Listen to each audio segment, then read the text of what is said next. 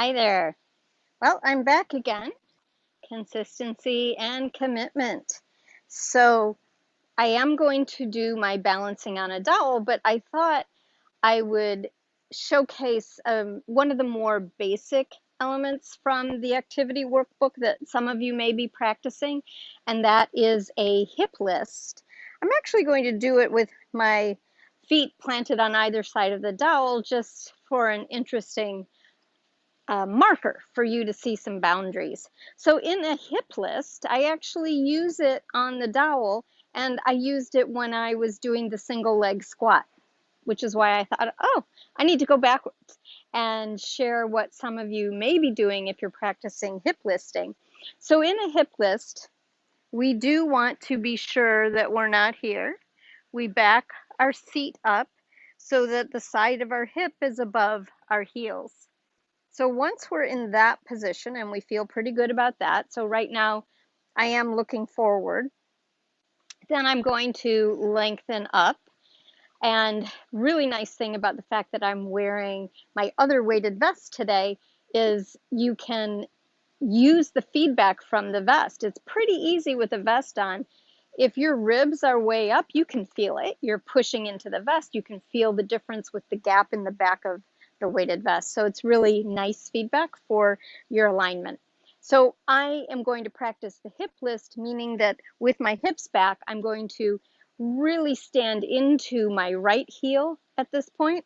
And I'm going to make sure that I don't do it this way. I'm not sashaying out to the side. It's as if there's a stick here and I have to keep, and maybe it's pointed, I have to keep my hip away from the stick so that I don't stick into it and get jabbed. So that's the vision I have. So I've backed my hips up. I'm really standing more in my right leg. Reggie's in the way, so you can't see that I'm using my left foot, there he goes, as a little bit of a kickstand. So I'm on my toes just to get myself ready for the hip list. So again, gathering myself in, pushing down, injecting a puff of air in my hip here, and then I am ready to maybe lift a toe. I'm just checking again to make sure my right foot is generally facing forward, and here I am. I can feel my ankle wobble, but the idea is to find some stability there, make sure my hip doesn't drift forward, and find a really nice grounding place. And then I can do it again on the other side. This is a great preparation if you are practicing squats, single leg squats, or balancing. Just prepare by tuning in to your proprioception before you start a more difficult task, before you start compounding it with more things. So backing my hips up again, I noticed I was drifting forward, a lot more weight in my toes than I wanted. My toes were gripping. Can you do this with your toes all touching but not gripping the ground? Okay, so now I've got that on terra firma.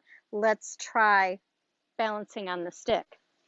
So again, I really think of this just like a hip list. I happen to be on a stick, but I am making sure my hips aren't forward, got my hips back a little bit.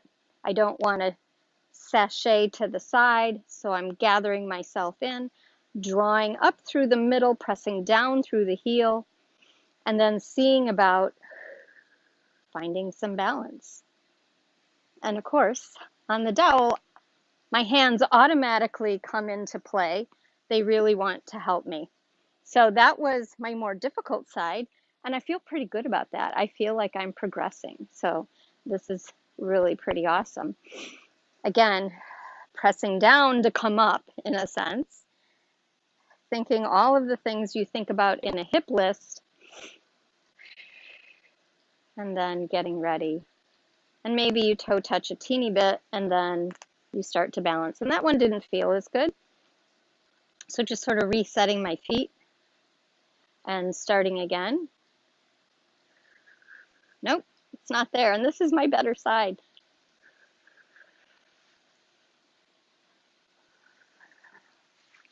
Whoa! Well, that one was a little better, but it's a game. It's a process and a game, and I'm having fun with it. This isn't a chore. And what better thing than to be 62 years old and playing a game all by yourself. So this is just pure fun. It's challenging and it's infectious. I can tell you that my husband was watching me from inside yesterday and he started trying to do it and he's never actually done that. Whoa! So today, interesting, it's a little wobbly. I do wonder if in part it might be because my feet were closed up in tennis shoes. I had an hour and a half of tennis this morning. Could be part of it. Being inside rigid shoes, and I'm telling you, tennis shoes are not that flexible. And they have a little lift in them, so I'm not wearing a barefoot shoe to play tennis. I wish I could find one. No, it's this. I'm not giving up.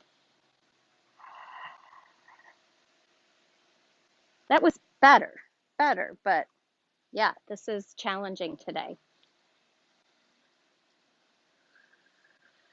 Probably would be easier if I didn't have the vest on, but I'm liking it this way. Oh, now we're getting better. So it starts to smooth out. Sometimes you just have to stick with it. But I do think the hip listing was a good place for me to start. I think it would have been worse if I hadn't.